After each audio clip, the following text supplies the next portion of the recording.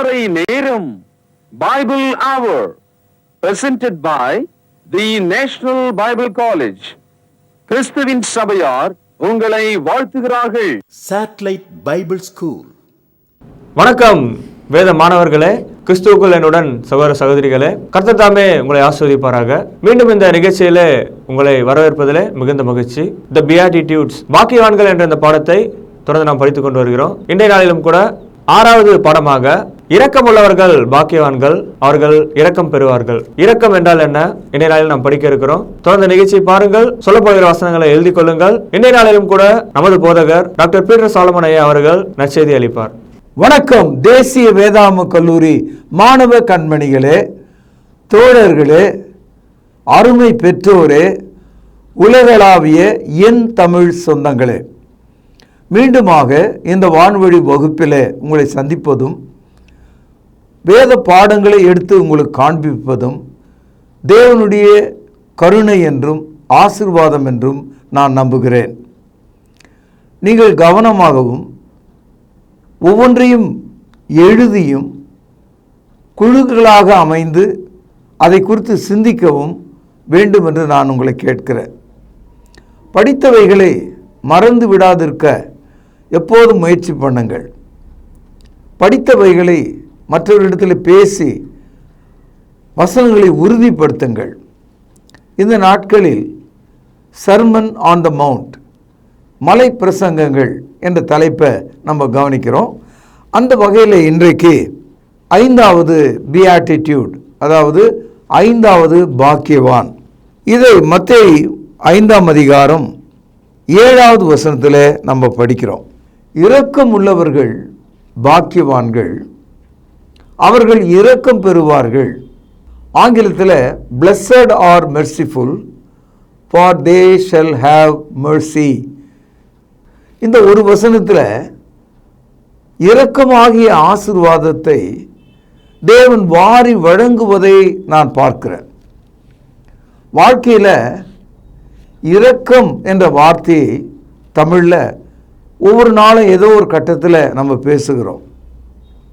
இந்த இரக்கம் என்ற அந்த சொல் பல தகவல்களை உள்ளே வைத்திருக்கிறது. மேலேருந்து கீழே இறங்கி வருகிறவர்களை நம்ம என்ன சொல்கிறோம்? இறங்கி வாங்க. ஏறி வாங்கன்றதுக்கும் இறங்கி வாங்கன்றதுக்கும் வேறுபாடு இருக்குது. 10 அடி மேலே நிற்கிற ஆள் தரையில் இருக்கிற ஆளை சந்திக்க இறங்கி வரணும்.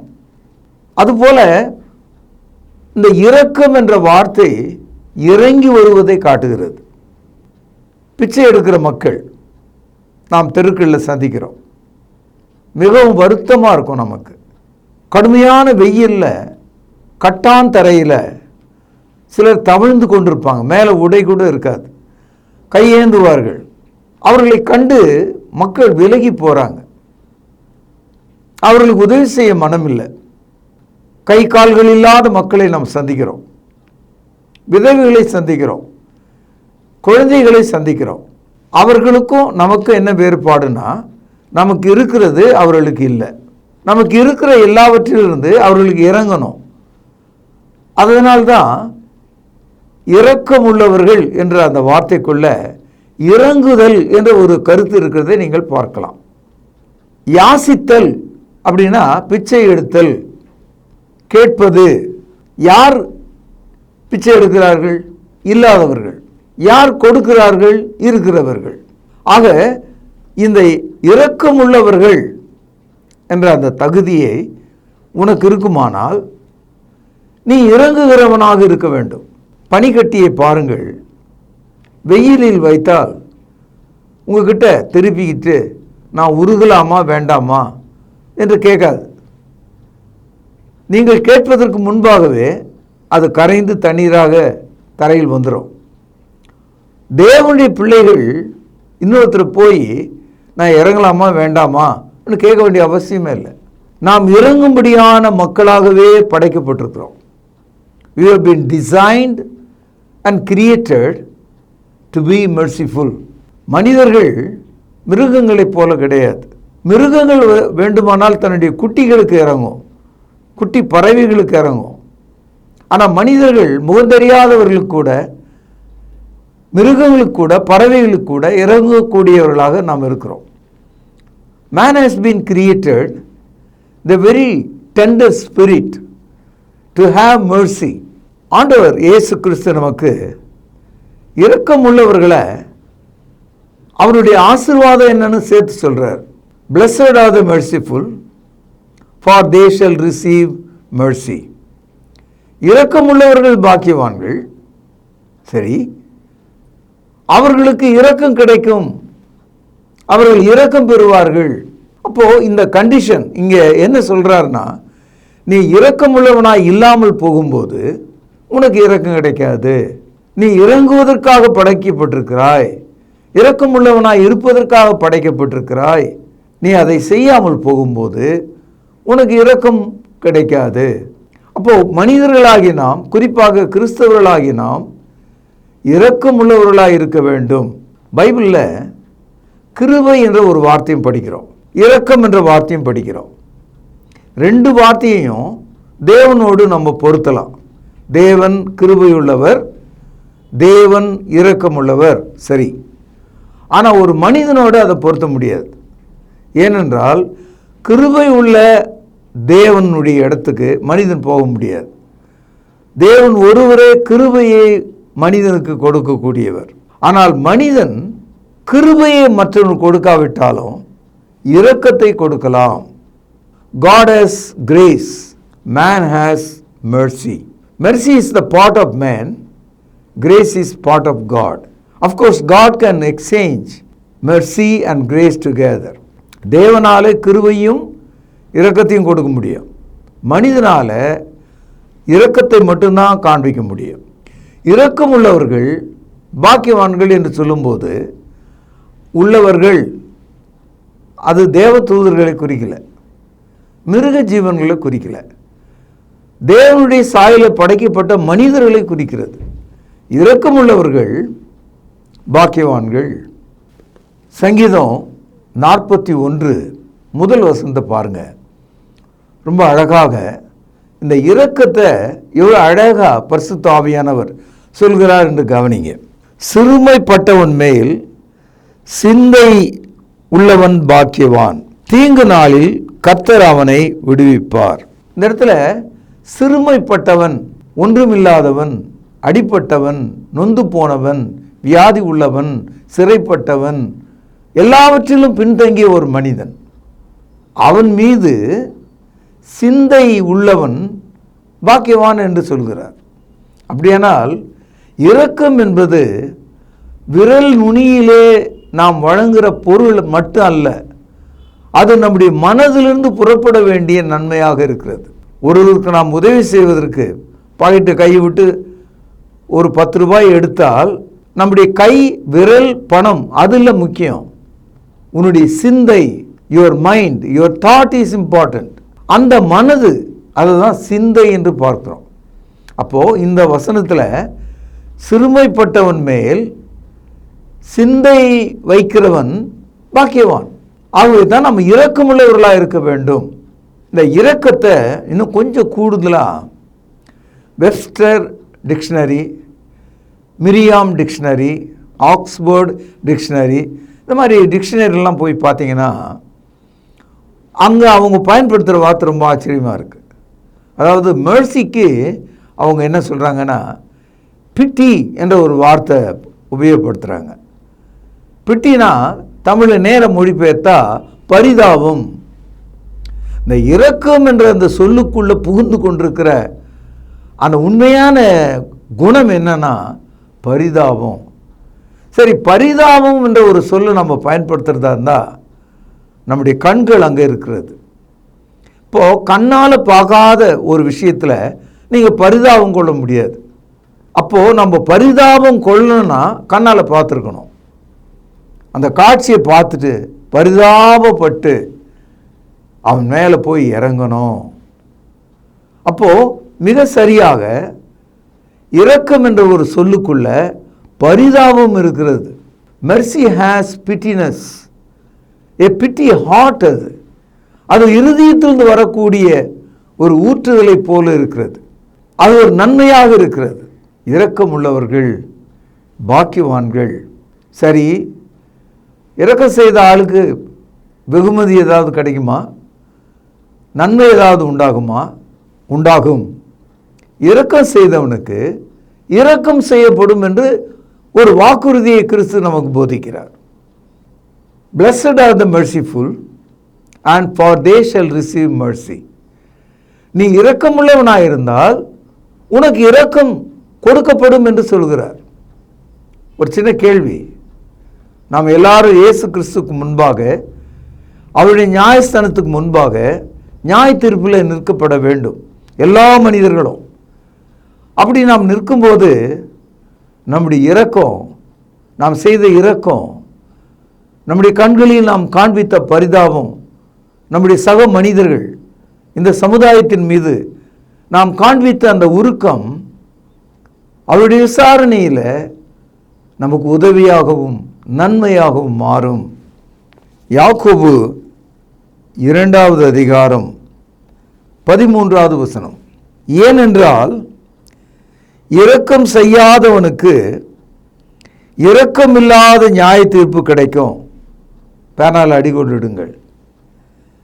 நியாய தீர்ப்புக்கு முன்பாக இரக்கம் மேன்மை பாராட்டப்படும். அப்போ இன்னைக்கு நாம் செய்கிற இரக்கம், பரிதாபம், உதவிகள் நம்முடைய நியாய தீர்ப்பிலே நமக்கு நன்மையாக மாறும் என்று சொல்கிறார். ஏழைக்கு இறங்குகிறவன் கர்த்தருக்கு கடன் கொடுக்கிறான் என்று நீதிமொழிகளில் படிக்கிறோம். அதாவது ஏழைக்கு இறங்குகிறவன் கர்த்தரிடத்திலே தன்னுடைய இரக்கத்தை சேர்த்து வைக்கிறான். ஏழைக்கு இறங்குகிறவன் கர்த்தருக்கு கடன் கொடுக்கிறான். எவ்வளோ வலிமையான ஒரு வார்த்தை பாருங்க. அதனால்தான் நாம் இரக்கம் உள்ளவர்களாக இருக்க வேண்டும். சமுதாயத்தில் மனிதர்கள் மிருகங்களைப் போல வாழ்கிறார்கள். மிகுந்த ஒரு அறிவாளிகளைப் போலவும், பொல்லாத நியாயாதிபதிகளைப் போலவும், அரக்கர்களைப் போலவும், கொடுமையான வார்த்தை பேசக்கூடியவர்களாகவும், தங்களுடைய நன்மைகளை எடுத்து கொடுக்காதவர்களாகவும் இந்த உலகத்தில் இரும்பு மனமுடையவர்களைப் போல வாழ்கிறாங்க. நான் சமுதாயத்தில் பார்த்துருக்கேன். 10 காசு எடுத்து கொடுக்காத ஆள் அந்த ஏழையை பார்த்து, உனக்கு கை கால் நல்லா தானே இருக்குது, நீ போய் வேலை செய்யலாமே, அப்படி சொல்லுகிறது உங்களுக்கு நியாயமாக இருக்கலாம். அவனுக்கே தெரியுமே அவனுக்கு கை கால் இருக்குதுன்னு. அவனால் முடியலன்னு தானே உங்கள்கிட்ட பிச்சை கேட்குறான். உன்னால் முடிந்தால் கொடு, இல்லை என்றால் இல்லை என்று சொல்லு. சாரி, வருந்துகிறேன், இப்பொழுது என்னிடத்தில் இல்லை என்று சொல்லு. அன்பு சகோதரர்களே, நாம் இறங்குகிற இடத்துல இரக்கம் காட்ட வேண்டிய மனிதனை குற்றவாளி கூண்டிலே ஏற்றி அவர்கள் முகத்தில் சாணியை அரைந்து கல்லை கொண்டு அவர்களை அடித்து வார்த்தைகளால் அவர்களை புண்படுத்தி ஏன் நாம் இப்படி செய்கிறோம்? பெரிய பணக்காரர்கள் கருமிகளாக இருக்கிறத பார்க்கிறேன். மிகவும் வசதி குறைந்த மக்கள் தங்கள் கையில் உள்ள 5 ரூபாயும் 10 ரூபாயும் எடுத்து ஏழைக்கு போடுவதை நான் பார்க்கிறேன்.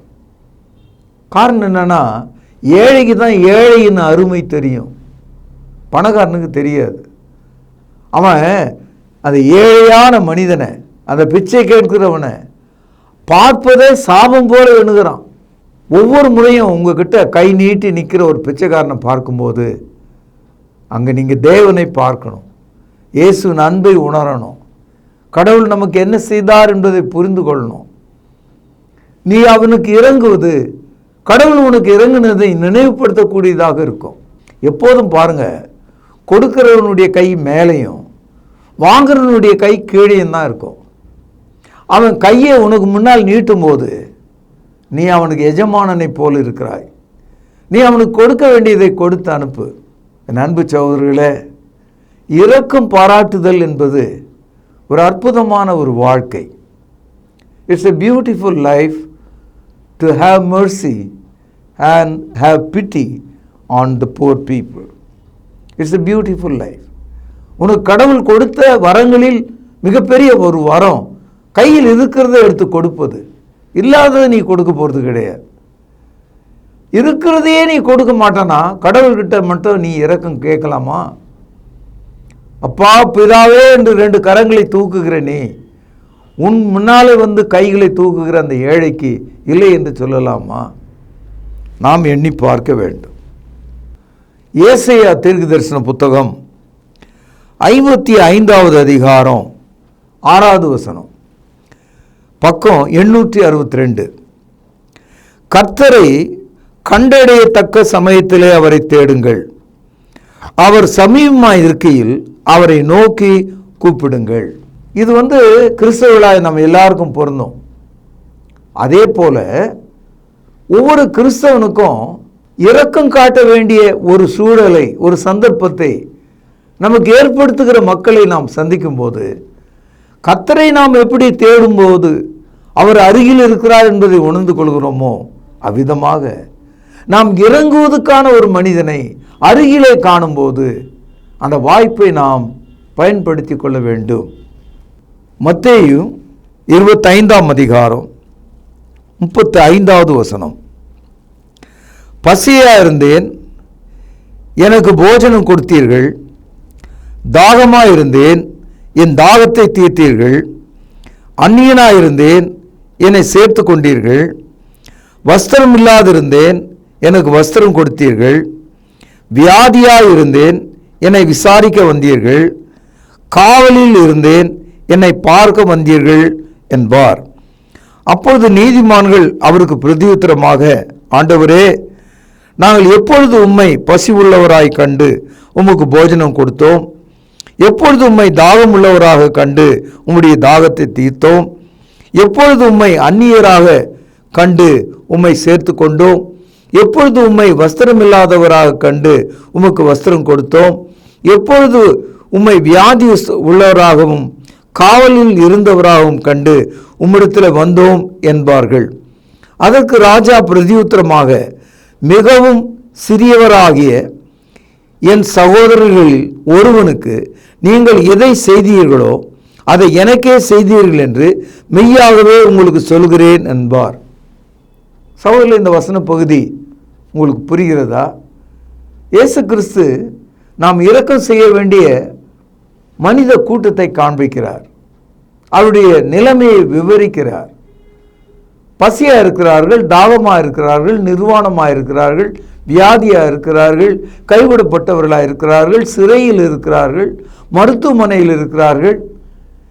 இவர்களுக்கெல்லாம் நீங்கள் சென்று இரக்கம் காட்ட வேண்டும், பரிதாபம் காட்ட வேண்டும், உதவி செய்ய வேண்டும் என்று அவர் சொன்னபோது, அவர் அருகில் இருந்த மக்கள், அப்போஸ்தலர்கள் எல்லாம் கேட்டாங்களாம், ஆண்டவரே, இதெல்லாம் சொல்கிறீங்களே, உங்களுக்கு நாங்கள் எப்போ செய்தோம், இதெல்லாம் நீங்கள் எங்ககிட்ட எதுவுமே வாங்கலையே என்பது போல் அவர் இடத்துல கேட்குறாங்க.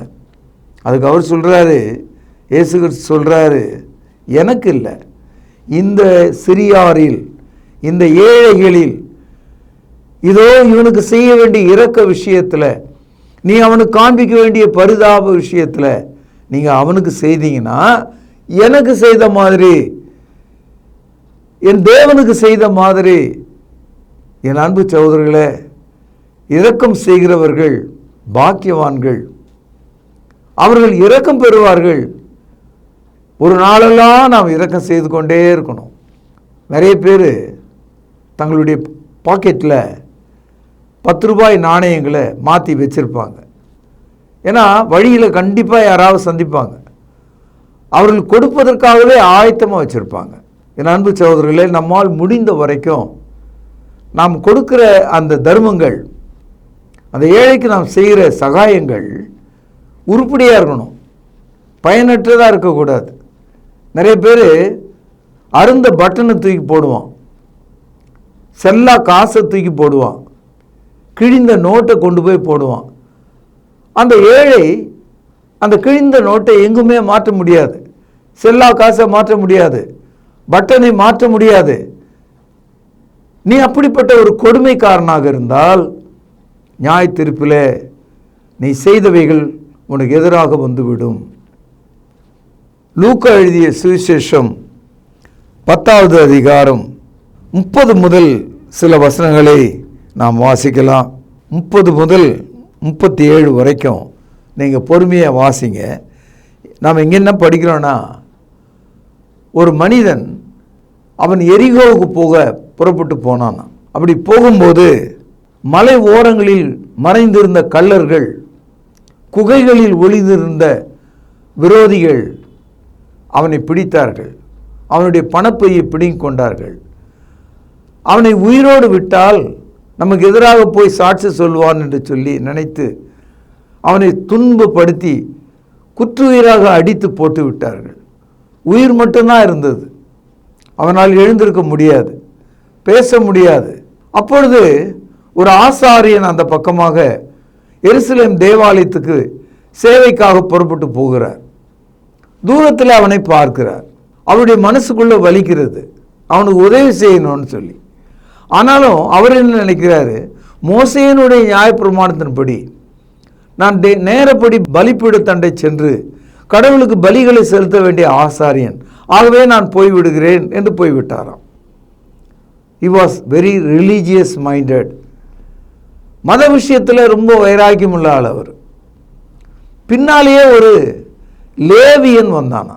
இந்த லேவியன் என்பவன் தேவனுடைய ஆலயத்தில் ஆசாரியர்களுக்கு உதவியாக இருக்கிறவன். ஆட்டை பிடித்து அதை வெட்டி அதன் தோலை உரித்து அதை பலிபீடத்தின் மீது வைத்து அதை நெருப்பினால் கொளுத்தக்கூடியவன், ஆசாரியனுக்கு உதவியாக இருக்கக்கூடியவன். ஒரு லேவியனும் அந்த பக்கம் போயிருக்கான். அவனும் அடிபட்டு குற்றுயிராக இருந்த அந்த மனிதனை பார்க்கிறான். அவனுடைய மனசுக்குள்ளே இறங்கணும்னு விருப்பம் இருந்தாலும், எனக்கு முன்னாலே ஆசாரியரே போய்விட்டார், நானும் போகலன்னா என்ன ஆகும், என் பொழப்பு என்ன ஆகும், என்னை வேலையை விட்டு விலக்கி விடுவார்களே என்ற எண்ணம் வந்ததோ என்னவோ. அவனும் என்ன செய்தான், வழி விலகி போயிட்டான். நல்லா கவனிங்க. அப்பொழுது ஒரு சமாரியன் வந்தான். அக்காலத்தில் யூதர்கள் மத்தியில் சமாரியர்களை தீண்டப்படாதவர்களாகவும் இஸ்ரவேலுக்கு புறம்பானவர்களாகவும் எருசலேம் தேவாலயத்துக்குள்ளே அனுமதிக்க கூடாது என்று துரத்தப்பட்ட மக்களாகவும் அவங்க நினைச்சாங்க. சமாரியர்களை படும்பாவிகள், கிரேட் சின்னர்ஸ் என்று யூதர்கள் வர்ணித்தாங்க. ஆனால் அந்த சமாரியன் அந்த பக்கமாக வந்தப்போ இந்த குற்றுயிராய் கிடந்த அந்த மனிதனை பார்க்கிறான். நான் ஏற்கனவே உங்களுக்கு சொன்னேன், இரக்கம் என்பது பரிதாபம், பரிதாபம் என்பது பார்வைக்குரியது. கண்கள் தான் முதல்ல பரிதாபத்தை பார்க்கும். இரக்கம் செய்வதற்கு முதல் உதவியாக இருப்பது கண்கள் தான்.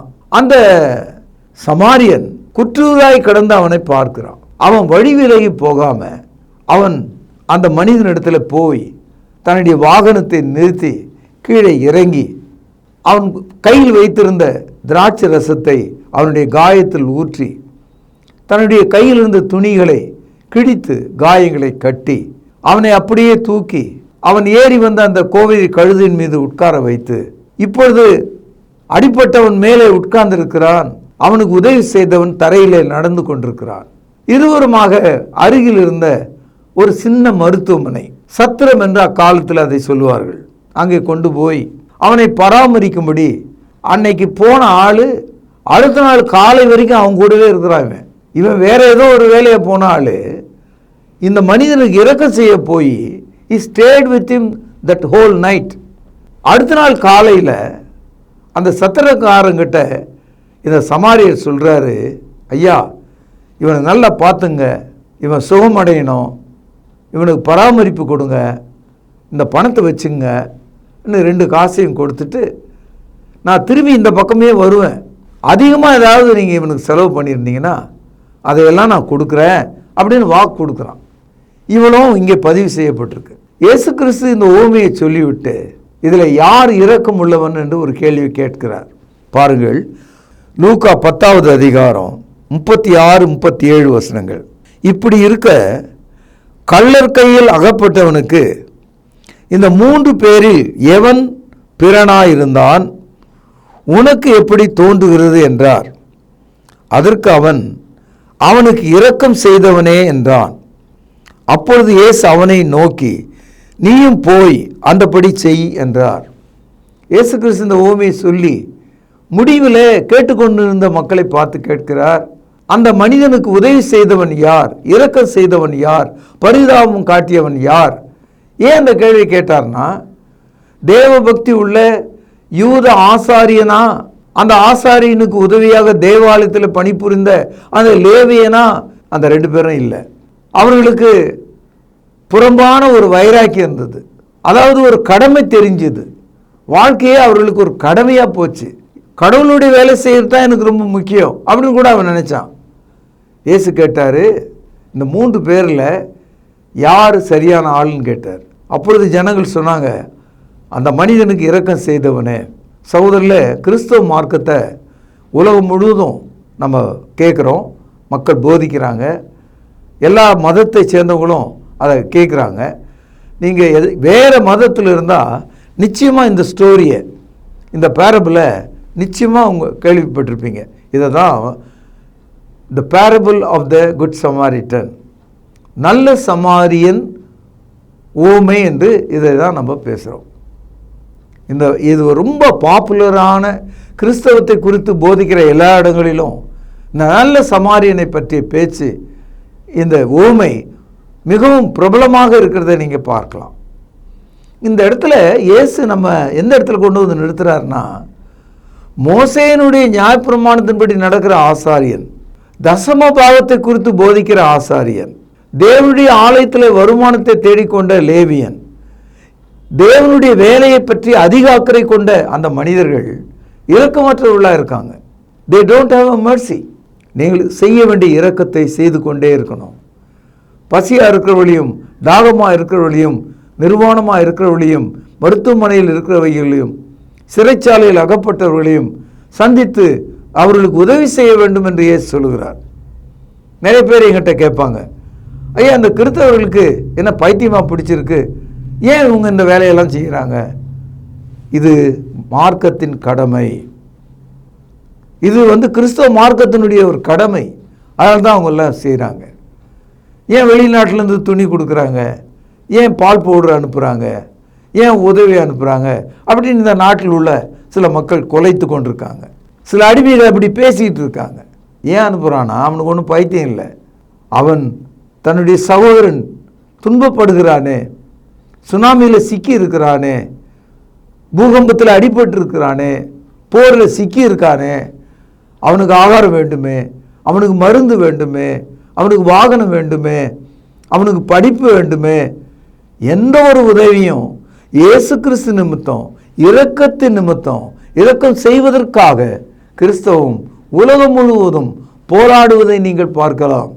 இப்போ உங்களுக்கு புரிஞ்சிருக்கும் ஏன் கிறிஸ்தவர்கள் தானாக போய் உதவி செய்கிறார்கள். இரக்கம் உள்ளவர்கள் பாக்கியவான்கள், அவர்கள் இரக்கம் பெறுவார்கள். நீ இரக்கம் செய்யலன்னு சொன்னால் நியாய தீர்ப்பில் உன்னுடைய இரக்கம் உனக்கு ஆப்போசிட்டாக போயிடும். ஆனால் நீ இரக்கம் செய்கிறவனாக இருந்தால் இரக்கம் உனக்கு உன்னுடைய நியாய தீர்ப்பில், உன்னுடைய விடுதலையில், உன்னுடைய சமாதானத்தில், உன்னுடைய மகிழ்ச்சியில் உதவி செய்யக்கூடியதாக இருக்கும். இரக்கம் செய்தவர்களுக்கு நியாய தீர்ப்பில் இரக்கம் மேன்மை பாராட்டும். It gives you an advantage. It makes you a glory in your life. உன்னுடைய வாழ்க்கையை மகிமை உள்ளதாக மாற்றும். சங்கீதம் 34:8 கர்த்தர் நல்லவர் என்பதை ருசித்து பாருங்கள், அவர் மேல் நம்பிக்கையா இருக்கிற மனுஷன் பாக்கியவான்.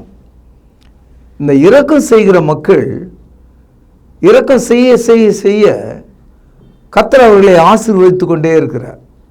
கர்த்தர் நல்லவர் என்பதை ருசிக்கும்படியாக இரக்கம் செய்தல் ஒரு அனுபவமாக நமக்கு மாற்றுகிறது. சொல்றது உங்களுக்கு விளங்குதுங்களா? கர்த்தர் நல்லவர் என்பதை எதனால் நான் ருசித்து பார்க்கிறேன்?